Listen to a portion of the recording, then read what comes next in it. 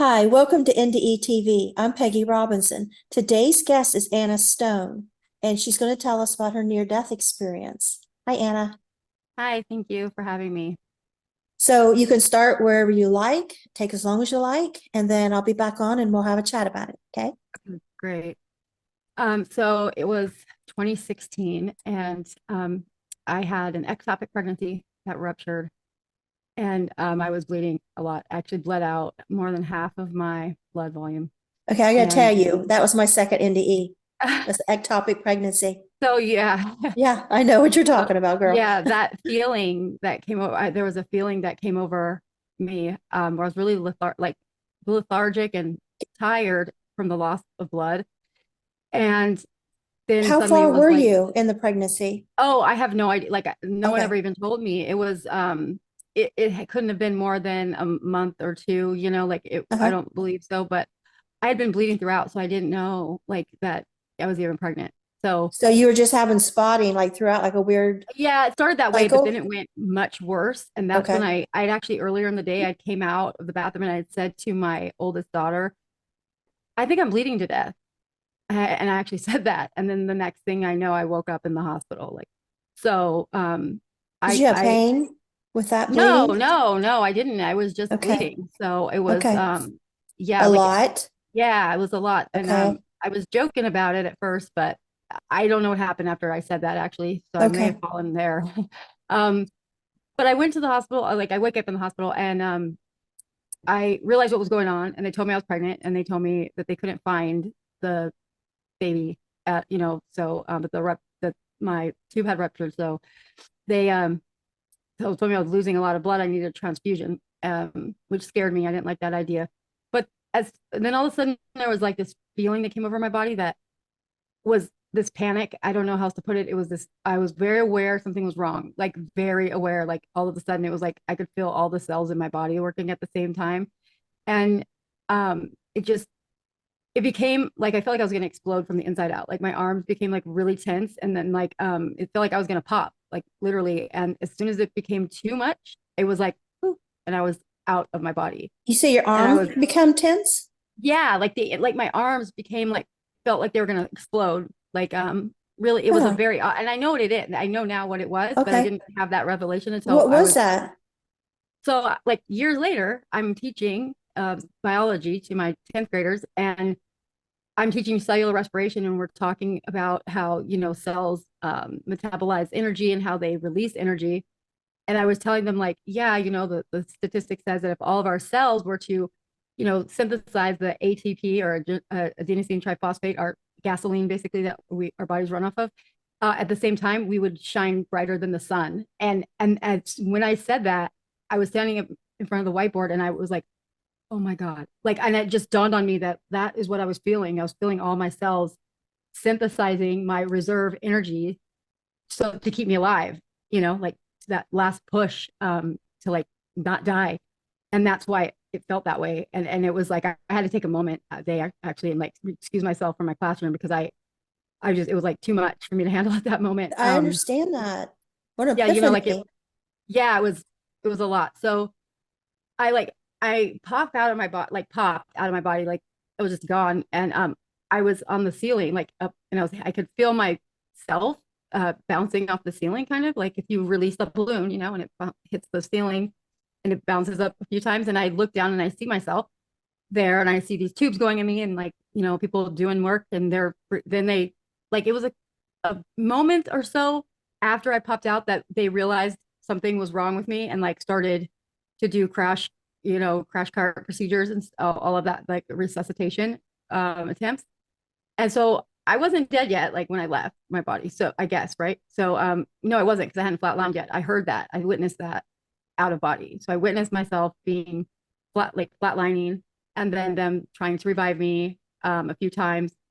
And I didn't have any emotional attachment to it at all. Like I just looked down and was like, ah, shit, that sucks. That was it. That literally was the one thing I said to myself. And then I also recognized, oh, I'm still me. Like I'm still Anna. Like my personality is still here. I'm sarcastic still and all that. um, and then it like became obvious that there was something over on my left side that I needed to look at or whatever. And so I did. I looked over and it was like a room. I guess it was like a bright white-ish room. I can't really tell you that it had walls or a floor, but I just know that it was a different space, you know. And there was no one there. Like there was nobody. I didn't see anybody. I didn't see any religious figures. I didn't see any dead relatives. Nothing like that. But I knew I wasn't alone. Like I didn't see anyone, but I was not like, oh gosh, where's everybody? I didn't have like a worry about it or anything, I guess you could say. But I could feel that there was stuff around me that was touching like the boundaries of my body, which I don't have. So I realized, wait, I don't have a body. Like, oh my gosh. And then I go, oh my God, my kids. You know, all of a sudden my children popped up into my thoughts, and I thought, oh, what about Ashley? She's my older one. She's 26 now. But at the time she was in junior college. And I like something was in her classroom 210 miles away. And I could see what she's wearing. I could see the time on the clock. I could see that she's taking a test. And I was like, she'll be fine. And then I'm like, Lucy, and my little one, she was barely two at the time. And she's in the waiting room at the hospital, and she's playing with Legos. And I'm like, she'll be fine, whatever. And then I went back to the left, back into that room.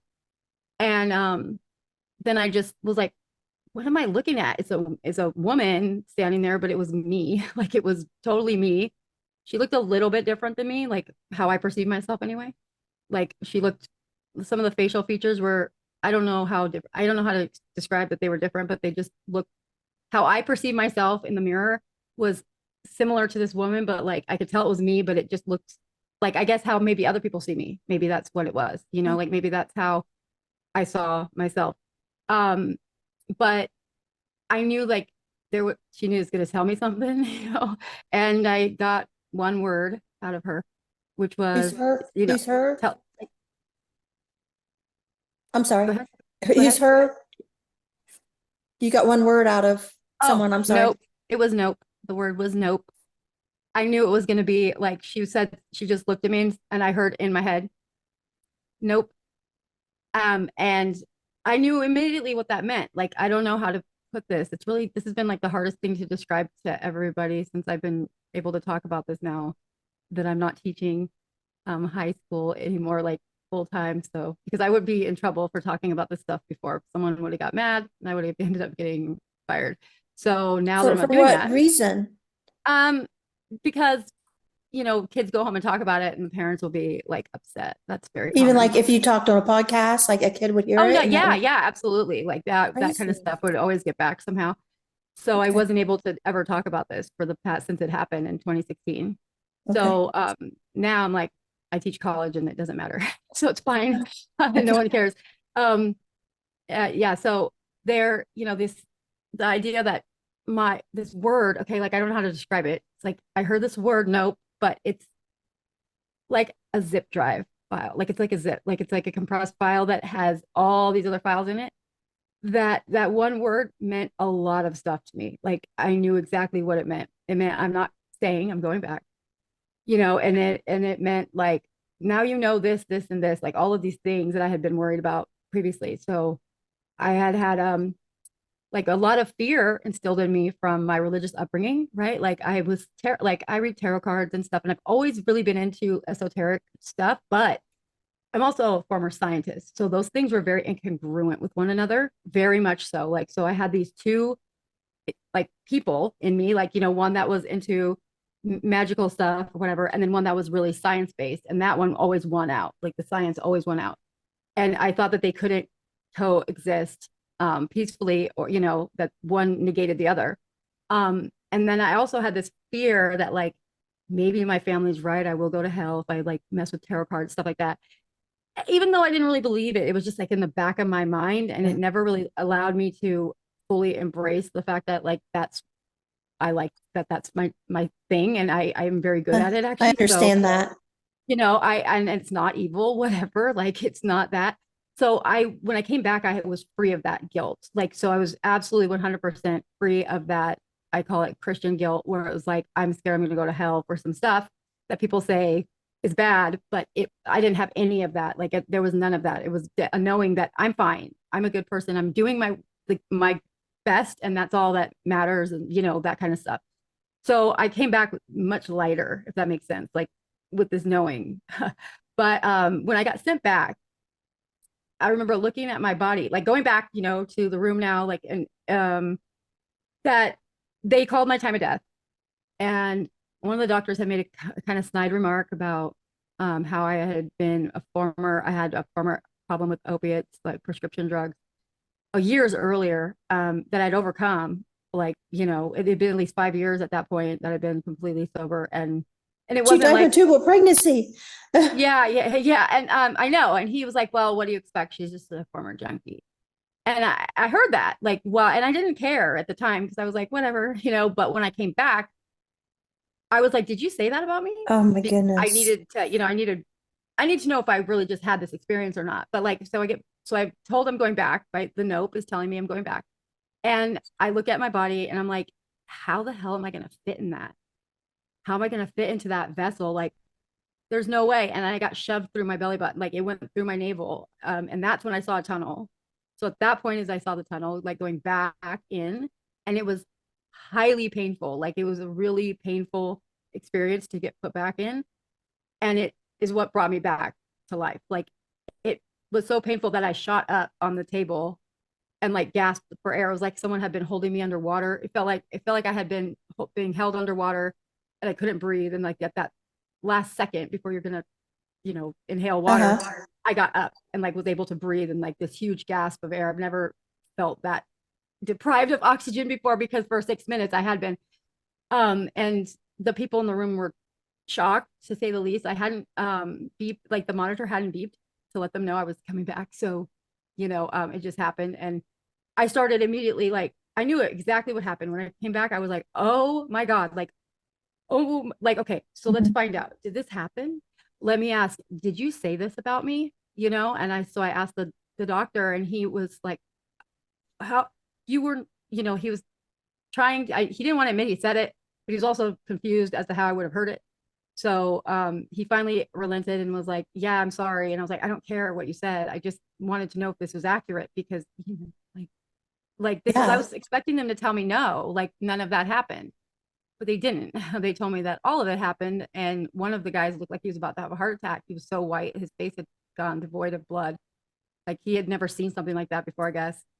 Um, and I don't know. So like that's, I came back, it was only 6 minutes. But it was enough time for me to have a lot of understanding about what goes on after our physical body is, not in working order any longer. And that gave me like such a sense of like, okay, like all of the stuff I had been scared about was not accurate. Like my whole thing, and science and esoteric can totally exist together because they are literally the same thing if when you actually get into it. Um and this is all about like being like doing your best on your path. Like that's what you need to focus on. It's like your own thing. Like and I was mad that I wasn't more upset about my children. Like that really bothered me. I beat myself up over that a lot when I got back. I was like, why wasn't I upset? Like, why wasn't I more like devastated by the fact that I was not going to be around, But I can only surmise that it's because I knew I wasn't staying. And it was like I was just able to check in on them really quickly, and just like see for myself that they're fine. And that maybe that was a message in and of itself too, that like I have more work, that my kids are part of my path, like obviously part of my path, right? um Especially my 2-year-old, like at the time she would have been orphaned if that like I mean, yeah, because yeah, she wouldn't have not had parents. So and my older daughter too, her father passed away when she was 9, so she would have been orphaned also. So yeah, like it was, yeah, I guess maybe that is what happened. That I was like, my kids are part of my path, I got to be there and be like an example for them, if that makes sense. And because my life was a mess, like before this happened, I had gotten off the Oxycontin, but I went to drinking right after that. And I never drank before. So like for 2 years, I was just an absolute lush and had no um, ambition. Like, I just was stuck and I hadn't finished college. Like just a lot of things that were left undone. And was not really going nowhere. I was in a bad relationship, a bad marriage. And it was just was all bad, right? So when I came back, I was physically unable to drink alcohol. Like physically, I absolutely physically unable to. Like I tried and it foamed in my mouth and became not liquid. Like, and I tried again, I tried a different thing to drink, and all didn't matter what it was, if it was carbonated or not, that happened. And so I finally was like, for the sheer fact that I couldn't do it, was stop doing it. And that was like one of the biggest gifts I got, because that was a bad, bad time. um, Alcohol is like, so for me anyways, it's very horrible. Made me a different person. So that ended in 6 minutes. Like that addiction to alcohol was over. And it's same, it still stands to this day. And it made me like, I had to do something. I had this fire underneath me that I had to go back to school and get my college figured out and be a teacher. And like my family, like my grandfather was a teacher, a science teacher. And, people had always said, you should be a teacher. But if you knew anything about me in high school, you would know that that's like the last thing that would be expected from this girl, right? Like, because I was not the best student. Me too. And I hated it. I got bullied a lot and stuff. Like I didn't want to, that would sound like torture to me, but it's exactly what I ended up doing and being very good at it actually. And like, finding a place where I was able to like help kids that were emotionally, have emotional, like regulation issues or trauma in their past. Like these kids flocked to me, and and I could see it, and I could see the stuff that they'd been through. So it was like this fit that happened, and I was pretty certain that was my path, like at the time. But now I see that's evolved a bit from that, but still in the same vein of helping other people with trauma. So it was like, since I talked on another podcast, there was something that came up about this process for me. When I was little, I was like, I had a lot of childhood trauma, a lot. Like I score a 9 out of 10 on the ACEs, assessment, and that's not a thing to brag about, right? So it's I have a lot of trauma. It's unresolved, even though I've been in therapy for many years, or had been. I realize now that, so I am in the graduate program now for consciousness and transformative studies, because it changed my mindset. Science is great, but I wanted to go more onto consciousness studies and like what makes us us, right? Because I had this experience. And in one of my classes, we were talking about soul retrieval in this shamanistic traditions class I was taking. And they were talking about how as we are traumatized as kids, our soul fragments and like parts of us get left behind. And so in order to be like a fully healed person, no one's ever going to be fully healed actually, but the most healed you can be is you have to retrieve those soul fragments. And it just hit me like, oh my gosh, that's why I didn't see anybody else.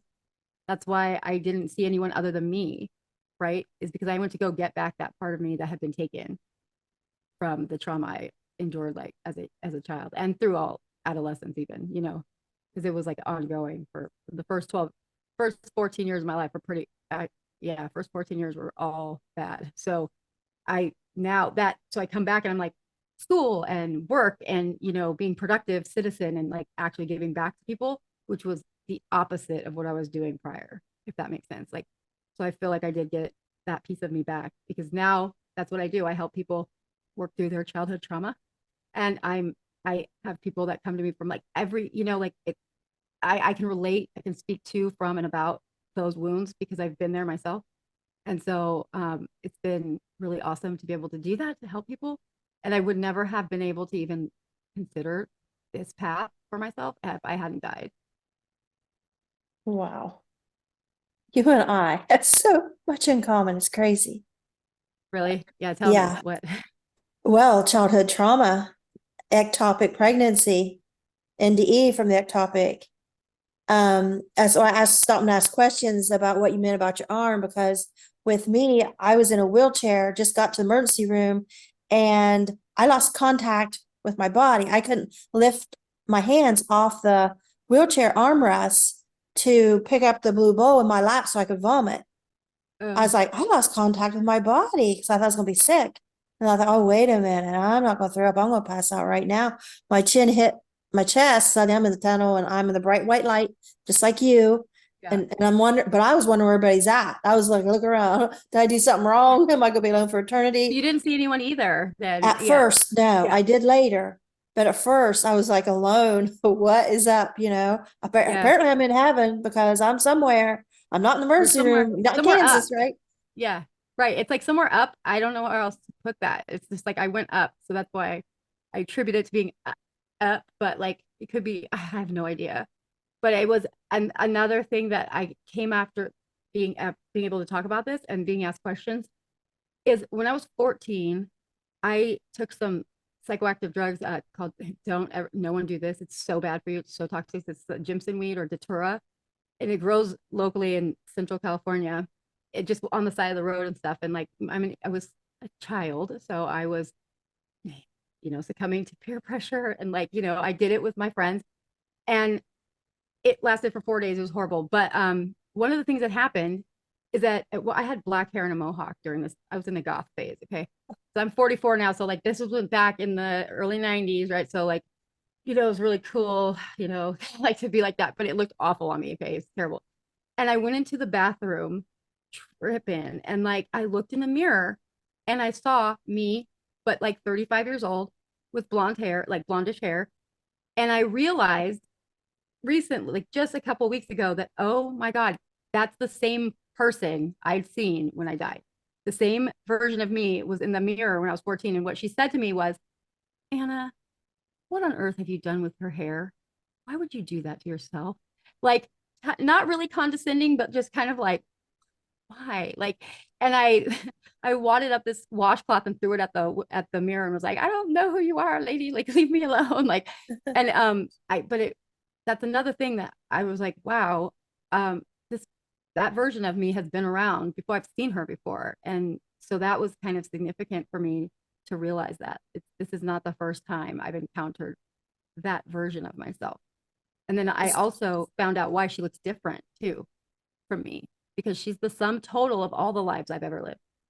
And because we wear our experiences on our face, that all of the life incarnations and all of the different wherever we are simultaneously, who knows, was all enveloped into her. You know what I mean? So that's why we have this different appearance ish, but it's like twins, for how they look exactly alike, but there's just little differences. It was like that. You said something earlier about something you learned in class about parts of ourselves. Mm-hmm. Can you tell Yeah, me more that. about that? I'm curious. So, in like shamanic traditions, in tribal cultures, um, when someone experiences trauma in childhood, even later in life too, if it's significant enough, we dissociate. Like our brains protect us by dissociating and like making us absent from the physicality of the situation. And when we do that, we leave our body and mentally and we go someplace else, right? So when we do that though, part of us is left behind when we come back.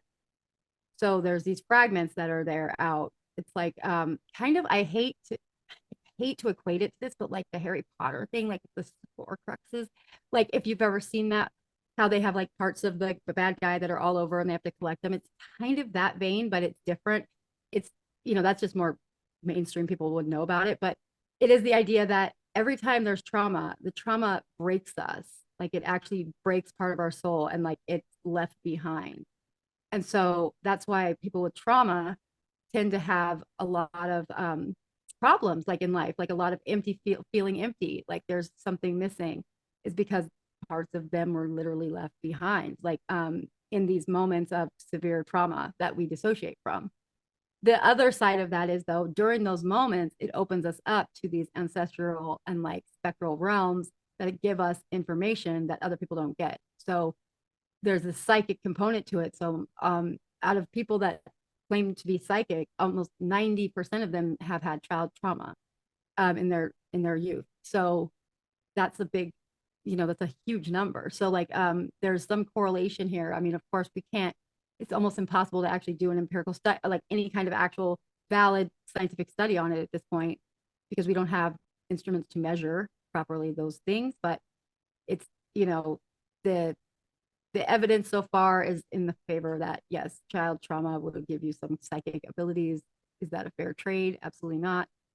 But it is seemingly connected in some way, shape, or form. and like our fragmented selves, like we can retrieve those by going inward, like doing some kind of like, you know, they might do like an ayahuasca trip or something like that with a shaman, and they can go get their, you can go retrieve your fragmented parts so that you can actually, you know, continue healing. Because there's always a wall that's hit with trauma survivors. We always hit a wall where we do so much work and then it's stagnant and like there's nothing, we don't know what else to do. Therapies, we've done therapy, we've done, you know, whatever, and it's like there's still something missing, and like that would be your last, you know, what that would be the last effort, I guess, to make yourself whole again. Because it seems like, you know, we as NDEers, we have been out of body, you know, whether it's an out of body only NDE or like you have a mix, you're out of body, and then you have a heavenly realm. I mean, the white light, whatever you call that, you know, and so, but still, but it's to, I think it's kind of similar also having had times where like at 16, kidnapped, raped, I was praying to God, on this earth, suddenly I'm out in the space, I'm looking down at earth among the twinkling stars, and you know, I was spared.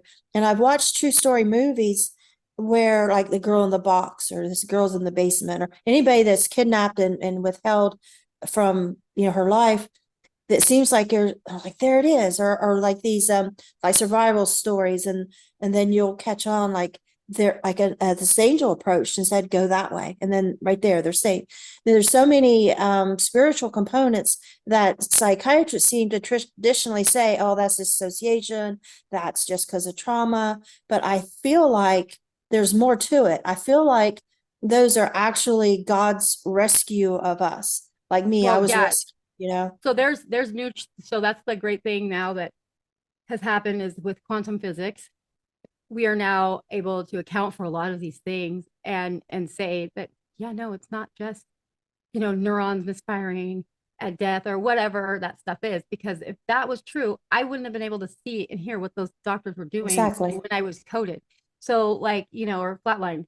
Um, so yeah, like, and I think that one of the things that I've been studying too is about like representations when at death. And so like whatever the person believes in, their personal belief system is what is going to be shown to them because that's what's comfortable. So it's like our consciousness. Like if we're all connected to like the greater consciousness, which I guess you would call God, right? Then and we're all part of that. We're all part of God because we're the children of God, right? So like we're of the same cloth, literally. So whatever we our minds have been told, like what we expect, I guess, would be what you'd see. So if you know an angelic form is going to help you and understand, like move, go this way, then of course, like why wouldn't we see that? Like, you know, I don't think that any of that has anything to do with just dissociation. Dissociation allows us to be open-minded enough to actually see it is what I think is like my theory on it. It's like we're so stuck from the day we're born, we're indoctrinated into the idea that all this is fantasy, separate from church stuff. Like, so there's this disconnect in our life where we're like only exist in church, but then everything else outside of church is nonsense and it's your imagination. Despite the fact that we're like floating on a rock in space going 26,000 miles per second with no one falling off, like that's believable, but ghosts aren't or spirits aren't. Like that doesn't make sense to me. That just those things don't, you know what I mean? It's like you can't, how can you believe one and not the other? Yeah, and Like, I hear scientists, it's supposed to be like the top scientists, and they debate these NDE things with actual scientists, NDEers.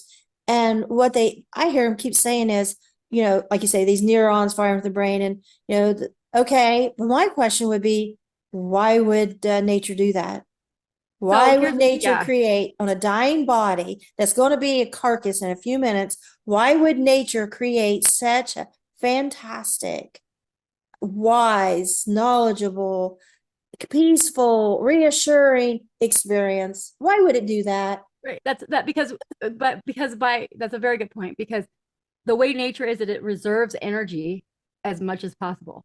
The amount of energy that would be needed to create those false realities for somebody is great, and it would be a wasted energy if we are just going to lay flat and rot afterwards. Like, I mean, of course our body does that, but you know, our spirit, our soul, whatever you want to call it, like is our consciousness is it persists because hello, what's the first rule? You can't create or destroy energy. Like, so there's that, like there's that issue right there. Like we are literally energy. So it's like there's this disconnect between what science will admit to, and they won't ever admit to them not knowing. And that's the thing that frustrates me so much about science. As a former scientist, I worked for the government, and I worked as a research scientist under government contract for like almost 20 years. So like I, on and off on different contracts from Department of Defense, DARPA, with UCLA, with Huntington Medical Research Institute. Like I worked as a like in the neural engineering labs and neuroscience labs.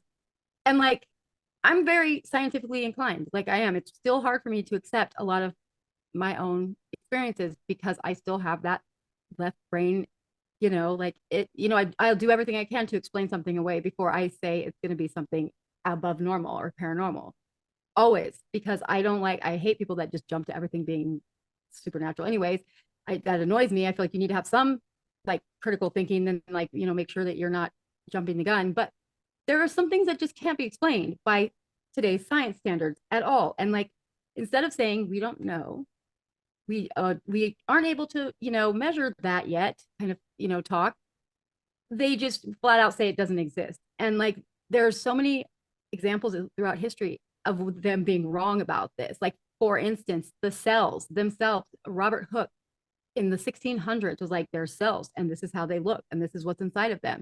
And how did he know that? This is like, like he knew this, and then the microscopes invented. Like, his drawings exist previous. So like, how did he know that? Like, and they were right, but they said, he was, all of these people that come up with these scientific theories back in the day would be told that they're crazy, they're heretics, they're, blasphemous, like over the church, and they would get even killed for it. And then later it would turn out, oh, they were right. Oops. So we have a history of this in the scientific community of doing this, even though we have tons and tons of instances where we've done it and we've been absolutely wrong. And it still persists, and it just really frustrates me. But my grandfather, who was a scientist, he told me when I was really little, he said, if you are really a scientist, then there's so much you can't explain that makes no sense under the scientific model, that you have to believe in like a higher power. And I have to say that never once, only once I've ever come across another scientist that felt that same way. And everybody else is just so closed off to it. It's like there's this ego arrogance to it about like, well, I can't see it or perceive it, therefore it's not real. And it's like, okay, well, It seems like it's taught in universities. I mean, depending on where you go. I'm in university now, and it is absolutely not taught. Like, it is the opposite. Good. My program is completely like, it's almost like overwhelming. It has been overwhelming for me because it's so spiritually based, like not religious based, but spiritually based, where we're talking about like all of the things that I've ever been interested in my life that have piqued my interest have been now part of my classes. And it's like, wow. And these are very educated people with very impressive backgrounds that are teaching us. And it's like, they are totally getting, like my near-death experience I've been able to talk about in school so much, and they know what I'm talking about. I don't have to explain certain things because they themselves maybe had one or know enough people or have done enough research. So it's such a refreshing thing. But yeah, for me, I teach college though, and I can say that because of the difference of religious beliefs and things like that, that we are not encouraged to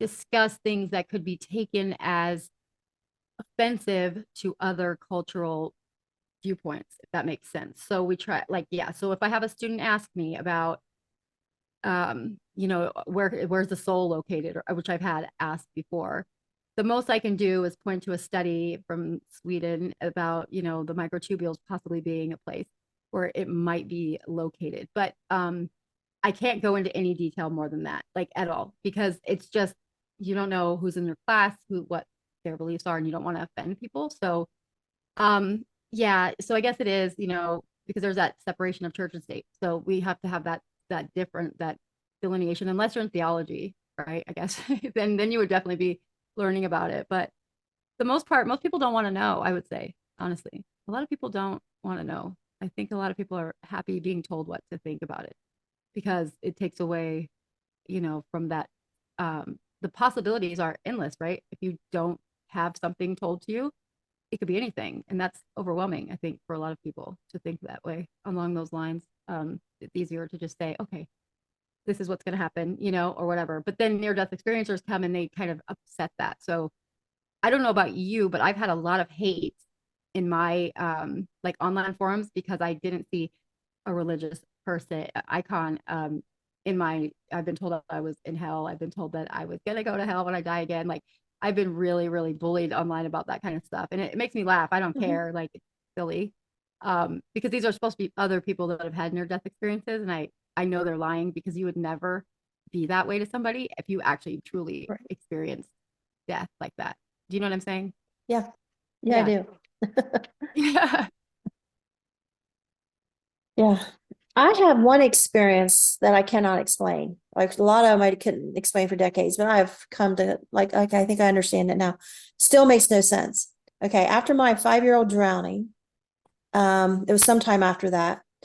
I was youngest of five, lived in a little tiny house, and I got up at night to go to the bathroom, and I knocked on the door, and my dad was in there, and he slammed the newspaper shut so loud that I jumped. The reason why I'm saying this is because after my second NDE, my tubal pregnancy, I had this depression and everything. And, because I lost twins in this, I was actually showing, I was the biggest tubal pregnancy they said they ever saw.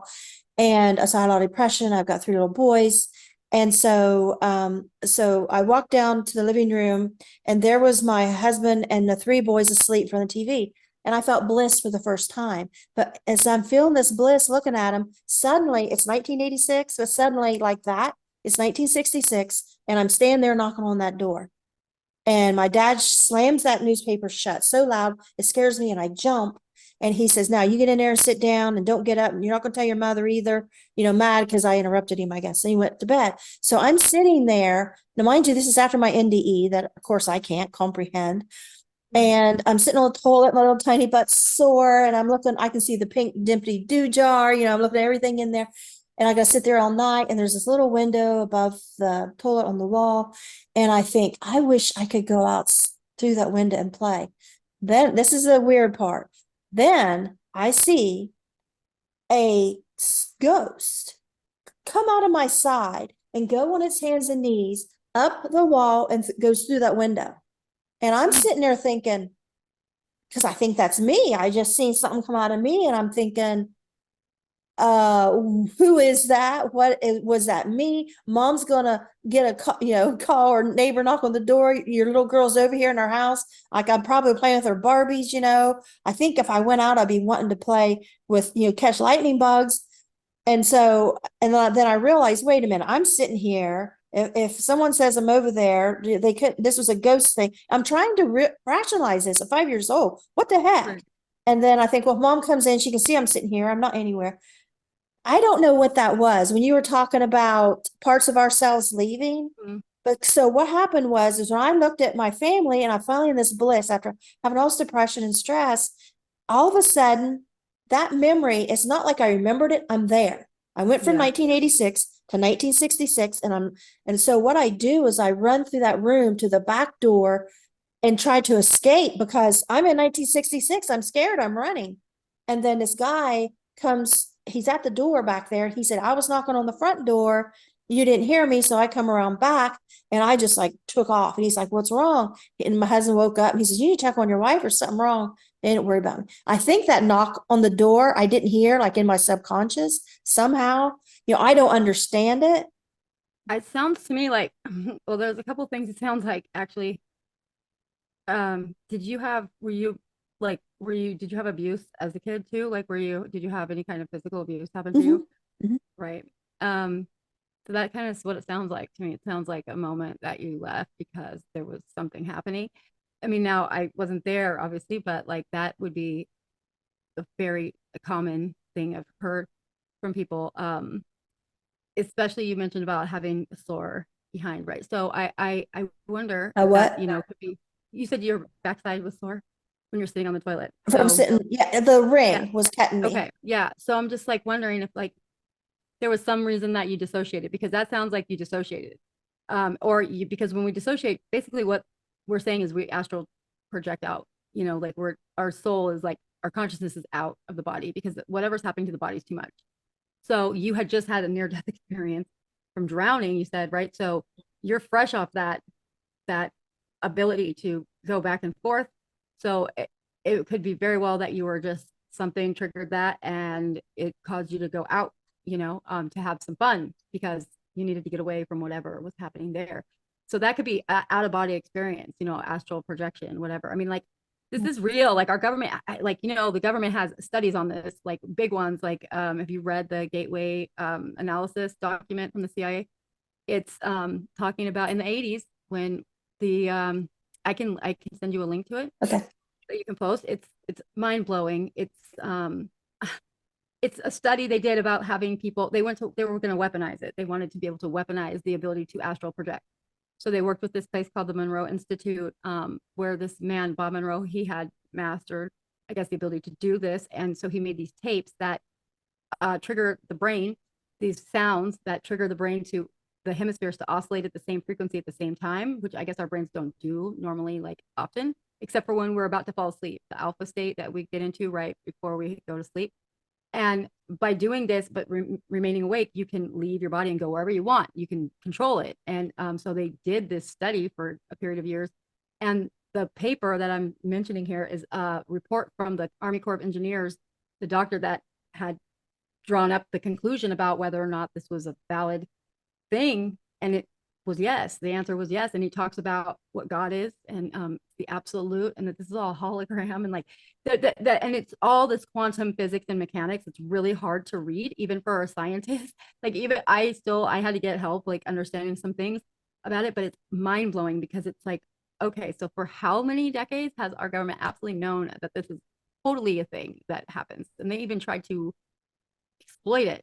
And who knows, Project Stargate, when they were doing like the remote viewing and stuff, that's part of this. So like and those are real things. Like people can laugh about it and say, oh, conspiracy theory, but no, there's literally like documents that say this is a thing that they studied.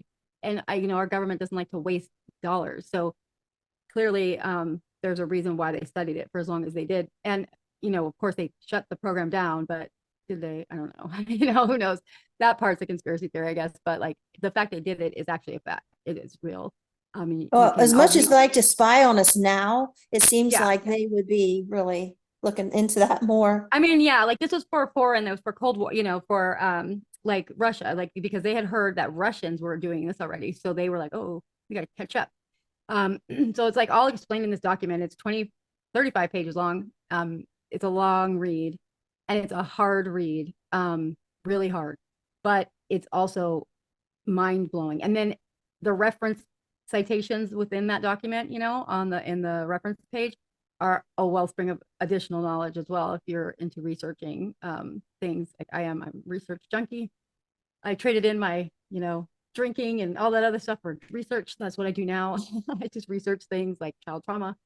And now trauma with, and initiations, like how those things in our childhood are we can look at them through the lens of initiations instead of, so it's easier to digest and to handle for us, so like the initiations of your death at 5 and then again with your pregnancy, those things, if you look back at those with this view of like those were initiations into certain things in life, like spiritual kind of moments for you. I mean, I feel like you probably have some psychic abilities, right? Like you have some good high intuition and knowing when danger is present and things like this, right? And yeah, so those things came to you likely because of these moments. So like, and how you help people now, like you bring this stuff to public, right? You help like disseminate the word about like what happens after death. So you're bringing a service, and that's like, would you have done that had you not been No way. Right. So but I was like you too. After the dual pregnancy, I want to go to college. I want to take life more seriously, and I just seem wiser. And it's almost like, babies are born without language and have to learn how to walk and do all these things before they have a personality. But it almost feels like after an NDE, it's like we're reborn. Like we have that energetic stuff, but we have language, we have jobs, we have families, whatever, and we can take off. Yeah, I mean, definitely. If we have, and it also depends on like I think our prior beliefs too, like what, I mean, I do know that there are some people that get depressed afterwards because maybe life is not so great now then, and then like that's so peaceful over there, right? Like we don't have the chatter in our heads, like we're present in the moment that we're there. There's no past, there's no future, it's just like now.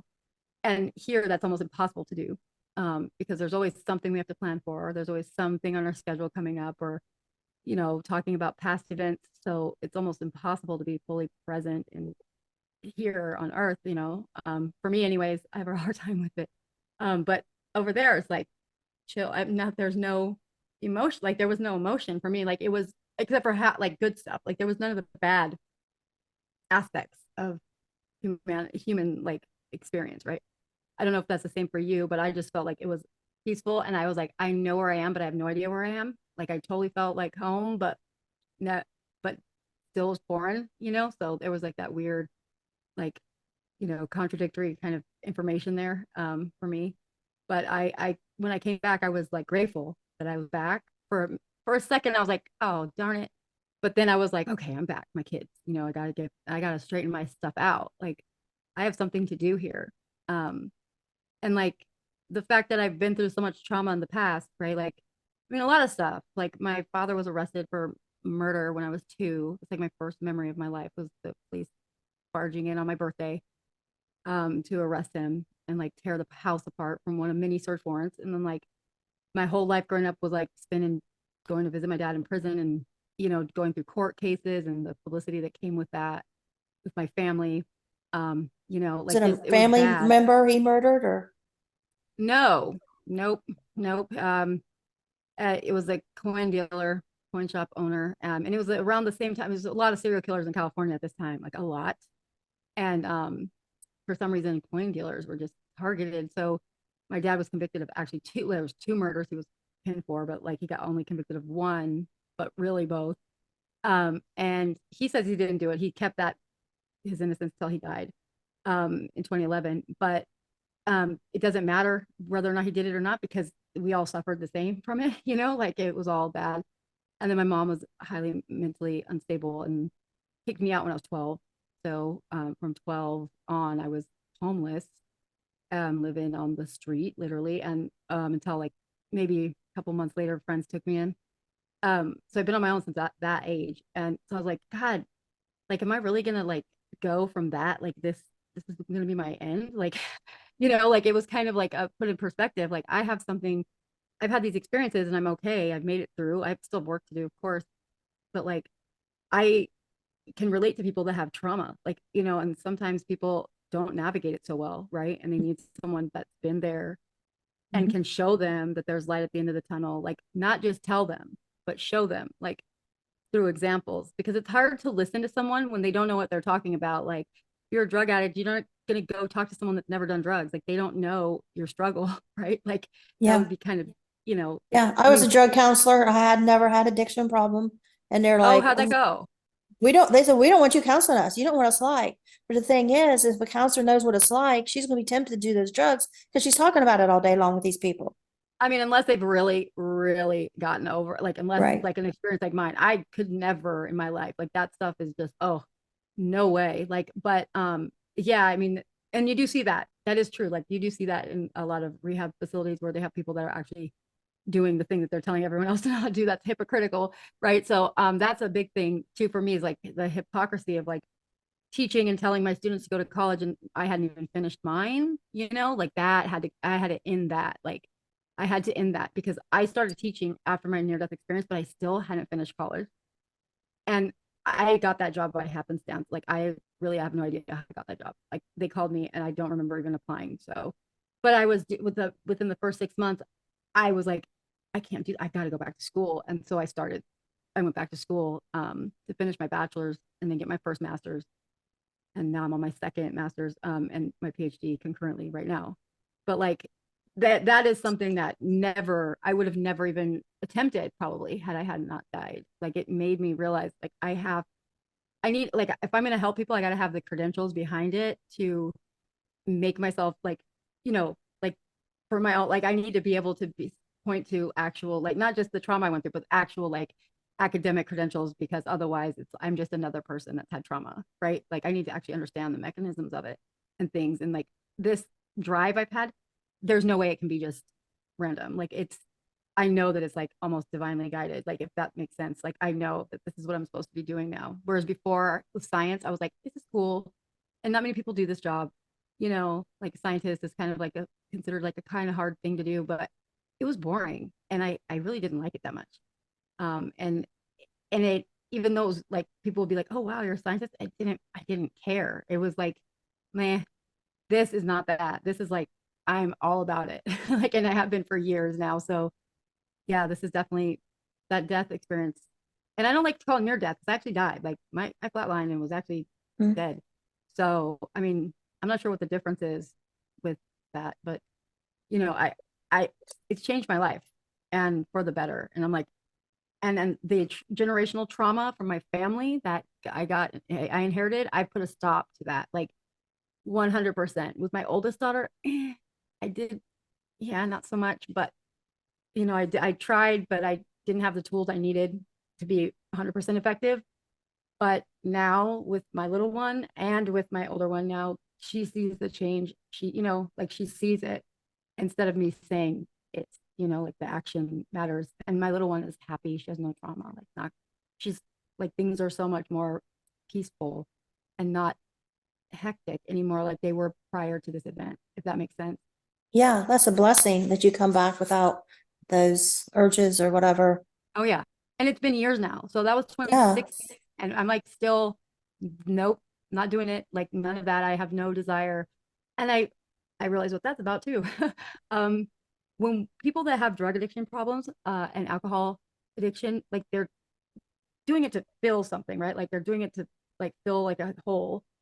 And I believe that I figured out for me anyway what it was. It was like because we are so disconnected from source in this life, like by design, I believe. And when I went up and reconnected with source, that filled that hole. I don't need it anymore. Like that, it was my fix. I didn't need it any longer. And like now that I'm old enough to know what that was, like that's what it was, and to know that I am part of it, that I am connected to it, even if I'm here, that keeps that urge away. So unless you've experienced it though, I don't know that any amount of storytelling would ever get you to, have the kind of change that happens when you actually die. You know what I mean? I'm interested in your school in Sedona because I haven't found any place that really provides a good education, but it sounds like you're like high tech on that Well, stuff. JFK, Sedona is my PhD program. So a PhD program is literally almost exclusively just writing and research your dissertation.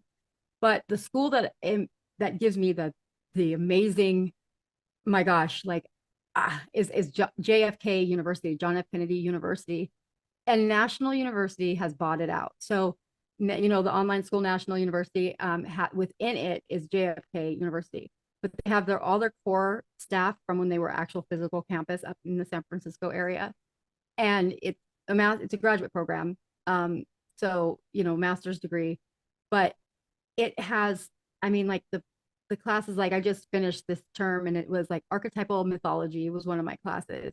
Other classes like spiritual life coaching. And then like before was shamanic traditions, cosmology, you know, uh, spiral dynamics, body consciousness, like how we somatically carry trauma. And because it's all part of a school of psychology. So this is a transpersonal psychology degree, specialization within consciousness and transformative studies. And this school is amazing. Like it's online, but I can't tell you the sense of community I have with it. It's amazing. Like it's the people there we're all the same people. Like it's like everyone has the same kind of experiences that everybody else does. Like everyone can relate to one another. And it's like, it's a very, very exclusive in that regard, with the people that they accept in, like you have to be at a certain point, I think, in your spiritual journey to like, they interview you, like you have to write paper to get in and stuff. But it's been the best experience of like my life for sure. I applied at one in Virginia, but I didn't, and I was accepted, but I didn't do it because I just didn't feel it was credible. What in Virginia? What school was it? Perceptual studies, maybe? For what So, university? Do you remember? um, I don't know. There's University of Virginia. It's been a Oh, few okay. years Then I ago. mean those so like it depends on what it is about, like I mean what the school like the program is about because a lot of them like there's one on witchcraft now, right? There's a school that just started a master's program on witchcraft, but like I went and looked at it, so I was like, cool. But then I read it and I was like, oh, this is not what I was thinking it was. So they kind of name it something, and then it sounds intriguing, but then you go and you look and it's really kind of just a lot of other stuff, kind of just regrouped to like make Okay. it sound cool. This program is 100% different. Like we have people that are Christian, we have people that are Buddhist. It doesn't matter what your religious background is, as long as you're a spiritual person that like, believes in something, right? That's I think that's kind of a qualifier for this program. I'm pretty sure. I'm just kind Is of thrown back, like you would even like consider it like a school of witchcraft. I don't know. That just seems yeah, like I mean, I like because of what is it about? Witchcraft is about messing. It's just about using natural energy, like the radiant energy in our environment. So it's been demonized a lot, but like there's a lot of stuff. Like my lineage goes back to Druidic times, right? Like Druidic and Norse myth people. So those people all did that stuff, but it's not the thing that we think of today. Like that has been bastardized and been made into like movies and like, oh, it's evil. This is not that. This is before we had religion. This is before there was religion. So it's like, what were people doing then? That's the stuff I'm interested in because I already know about the religious part. Like I teach theology, I teach world religion at a college level. So like, I know that stuff, but I don't know about what the genesis of prior to that. That's what I was interested in learning, but it isn't that. Unfortunately, it's about more along the lines of like voodoo and the stuff that people associate negatively, and yeah. that wasn't what I was looking for. I wanted like the actual like what did we do before? What were the traditions of people before there was Christianity or Judaism or whatever? That's what I was interested in. Because I think without the knowledge we have today, like, it must have been it's interesting to me to think like how what the belief systems were and stuff and like where they came up with it from, like that stuff intrigues me because I think there's still some of it left over to this day. So like I was interested in finding out, but then I found then that just happened. Like I just looked this program up like this month because like they just announced it. It was all over Twitter. But now and it's I can't remember what state it is, but it's a big college, like a well-known one. But I feel like it's kind of a bait and switch, like a little bit. There's a lot of Like, that. yeah, this one is not that. Like I can say, if you like consciousness and transformative studies, I don't get in any way, shape, or form any kind of, I'm not like, I don't get any benefit from endorsing it at all, other than just what I've gained from it has been so life changing for me too. It's helped me process my near death experience so much. And it's also helped me process my trauma from childhood because the program believes that you have to work through your own trauma during the program in order to be a good psychologist. Like you cannot have a ton of unresolved trauma left. You can have some because of course we're never going to fully be healed, right? But and you need to have some. We need some left over because if we didn't have it, we'd run away from it so fast. Like if it was all gone, we would leave that in the dust and never think back about it, right? So to keep us grounded in our experience, there's some that has to remain so that we can help other people. And like, you know what I mean? So, but we have to work through the bulk of it and the stuff that's causing problems. And that these courses have forced me kicking and screaming to have to do the work. And it's had some major outcome, like major positive impact in my life. Like shadow work stuff, you've heard of that, right? Like shadow work, what that is. The online stuff we hear like on TikTok and Instagram, it's like a lot of it's about like forgiving everybody and being all happy about it. And that's not I say bullshit. that's I what say yeah, bullshit. total. Like the way I approach it with people that come to me for this help is like you don't have to forgive shit. You have to Right. accept it though. You have to accept and add like brutal honesty with yourself about what happened, like who failed you, who should have been there that wasn't, like, and not sugarcoating it and not trying to make excuses for people that like blatantly like just failed you and accepting it and like not sweeping it under the rug, like shining light on it, unfortunately, but not the events, but like the feelings that came up during those events, because that's what persists today. Like when we have flat emotional flashbacks, we're not thinking of the actual event, like visually, we're thinking of the feelings, like those are the feelings that are triggered of shame, of insecurity, whatever they are. So that shadow work, when I help people, is not about forgiveness. It's about use that anger you have to benefit you, like use it as a motivator to get well. Like, don't let people that tormented you win by you having a crappy life. Like, why would you no, like they can't win, like use your spite and your anger in a healthy way to get over that stuff. And that's what I've been taught. Like, that's partially because my class, like, that's what we had to do. We had to be like living in that anger and letting it motivate us instead of trying to act like I'm bad for being angry. Like, it makes no sense. Like, you should be angry that happened to you. Right? Like, that's otherwise you're denying yourself your own reality. And that's Mhm. not how you heal, Yeah. So For in a my long time, opinion, I could never get angry.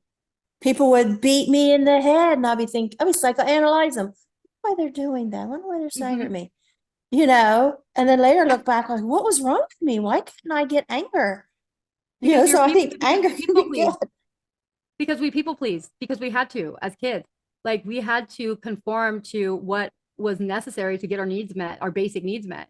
So even if that meant someone that was supposed to be our care, our protector, was abusing us, we still had to love them and get from them the things that we needed, right? Like, so it's people pleasing. We don't want to set people off. We don't want to. And then also there's this thing that happens with child trauma where it's our fault, right? So we don't want to upset anyone or the status quo. So and our emotions to us are exaggerated and they're unreasonable because that's what we were told previously. Like, so, or if I'm being assertive, now I'm a bitch. But no, I'm not. Like, I'm actually just standing up for myself, but I'm so brainwashed in that regard, like that, I'm so conditioned that what I'm asking for is is unrealistic or irrational. And that's from the trauma. Like, that's the conditioning that happens. So you can't get angry because angry is not safe. What would happen Yeah. if you had been angry as a child? Like, I mean, mine, I would have got my ass whooped, like Yeah. if I'd said anything, right? So for a long time, exactly the same. I Yeah. just didn't say anything. I come to call it romancing the stone, like the old movie, Oh yeah. because we tend to romanticize, my ex-husband, my mother, whoever. And I think, oh, if I just, hang in there, they'll come around, they'll love me. No, they Yep. don't. If they Yep. don't, they don't. Yep. And And I really yep. felt today, like, I think I'm healed. I'm 61 years old. I think I'm healed Wow, you because look we're at the great. nursing home, and there's a beautiful group there. They're singing these Christmas songs with my sister and my husband. We're enjoying it. And I feel like I need to get up and walk down the hall and get my mom, put her in a wheelchair and bring her down to enjoy this.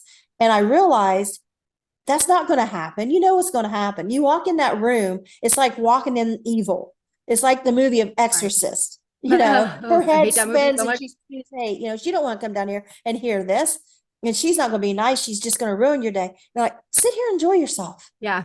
No, And that's what I that's did. so healthy for you to do because honestly, like that's what I'm talking about when I say radical honesty with yourself. Because like mine, I could be like, what, my mom doesn't love me. Like, well, maybe one day she will. No, she won't. No, no, I'm 44. She hasn't yet. Like, why would she start now? Like, Yep. that's delusional thinking. Like, and it's not from a bad place. It's not like we're crazy, like psychotic, but it's like this, it's that inner child that's really needs that approval. But when we just accept the fact that, hey, like just because they're parents does not make them good people. Like, that's a fact. And it's, I mean, some people, I mean, I've had people say like, but that's your mom. And I'm like, uh-huh. And I was her daughter, right? So how come it doesn't apply to her? Like, but I'm supposed to forgive her for what she did, right? Because I'm her daughter. But she wasn't supposed to treat me like with kindness, fairness, and respect and dignity, like as a child. But that's okay. But no, that doesn't make sense to me. I'm sorry. It just Yeah. doesn't. Yeah. And when I had kids, it got worse because I thought I'd understand more when I had children, but that was the opposite was true because Right. then I have kids and I'm like, I love them. And like how you're supposed to. And Right. now I'm You just never even do more. that. Yeah, like I mean, and by the way, you look fantastic for your age. Like I would have thought you were Oh, like thanks. my age, like Syria, like in your 40s. Um, yeah, like this is, childhood trauma is that gift that keeps giving, it just keeps on popping up over and And I know over you got to again. go soon. I don't make you be Yeah, late. soon. Get your daughter. But like I was gonna say too, narcissists are attracted to us though. I'm sure you probably is your like I think that my mom was probably is one. Yeah. Easy Um, victims. and why? because I think they can, that, you know, trauma changes our frequency resonance, right? How we vibrate, like our vibrational, like energy changes with trauma. And it's like this, like, it's like it's something that they can pick up on, but they can't see it, but they're drawn to it, I think. And that's probably why a lot of us with trauma had a hard time with friends and being kind of on the outside of things, always growing up, kind of being the odd one out, is because people could tell something was different, but they couldn't figure out what it was. And people are scared of what they don't know. So when they can't figure it out, they're like, well, I just don't like her. You know, that kind of stuff. Like people either love you or they hate you kind of things, like black and white. That's a typical thing of people with of trauma too, is like, you know, always kind of being the lone wolf, even though you have friends, still kind of just being by yourself a little bit, because I think it changes us. Narcissists love that. So, you know, Yeah. if you We have just a have to problem with accept we're that, different, and that's a good thing. It's not a bad thing. yeah, no, it's not a bad thing at all. Like if there wasn't people like us, then all the people that go through trauma would have literally no one to understand what they were talking about unless they found other people that were actively going through it. And if you're actively going through it, you're not in a position to help anybody, I guess, you know, like you have to be outside of it for a while to be able to gain perspective, to Yeah. help others, I think. I mean, in my experience anyways, I wouldn't have been able to, you know, detach enough at that point to help somebody else in the same boat, right? I really think those NDEs like give us a leg up somehow, Oh like no, give they us a do. reset They button or do. something. They absolutely do. It's hard, and I think it comes with us over years. It's not just like Yeah, immediate yeah. when you come Oh no. back. It's, I'm sure you experience the same thing. It's like over time, little things will pop up and they'll be like, oh, and it's like these triggers that happen. It's like we get downloaded up there with stuff, and those files open on their own time here, while we're back here. And that's like the best way I can put it, because that's what's been happening to me, is like just more and more like understanding and knowing about things that I previously had no concept of, actually, you know? Yeah, it's like an outside knowledge. It's kind of like accessible if we learn how to tune into it. Right. And that's like Carl Jung's collective unconscious, right? Like, so Carl Jung's as the famous psychologist that worked with Freud, and he had this, he was crazy. And you know, he had psychosis, but he also was very intelligent, and he was like, the collective unconscious is the sum total of all human knowledge that is accessible to us if we know how to access it, if we want to access it. That's why people can give predictions. That's why people can read tarot cards. That's why people can be psychic, is because we're able to tap into that collective unconscious, that the knowing of every individual that's ever lived, that exists somewhere, right? Like wherever that is, I don't know, but somewhere in the ether, that is memory, because again, it's energy. Our thoughts are energy. So it can't be destroyed. It's somewhere. And that's what, I think that he was really onto something there like that. It sounds to me the most reasonable thing is like, we can access it. Some of us can, some of us won't access it because they're scared. Some of us won't be able to because it's not their time yet, kind of thing, right? But I think the near death kind of qualifies us as able I may to tap do your so. brain someday. I like to stay in contact because I just bought some Yes. property and I started a business, and it's called Near Death Experience Research Center. Ooh, And I have no that's idea awesome. how to do research. Oh, I do. That So is I may my contact you. little, I actually included a link for you for my research papers that I published. So there's Okay. stuff online. I have publications about how, you know, childhood trauma affects learning, and especially with math skills. So like with people like not being able to do math very well, like trauma is partially like, it can account for that. Like, and those are like really harsh, like heavy research studies. So, you know, like take a look. If you need help with Okay. that, I'm more than happy. That's, Thank like I you. said, that's my favorite thing to do, is to research things. So, and I do it for fun. So, and for academics, but that's either way, it doesn't matter. So let me know. I'm more than happy to help Okay. you with that. All right. Well, I thank you. I'll let you go get your daughter. Sure. Thank And you. I appreciate it's been very nice talking to you. Nice to meet Learned a you. lot. Yeah. Thank you so much. Bye-bye. Bye.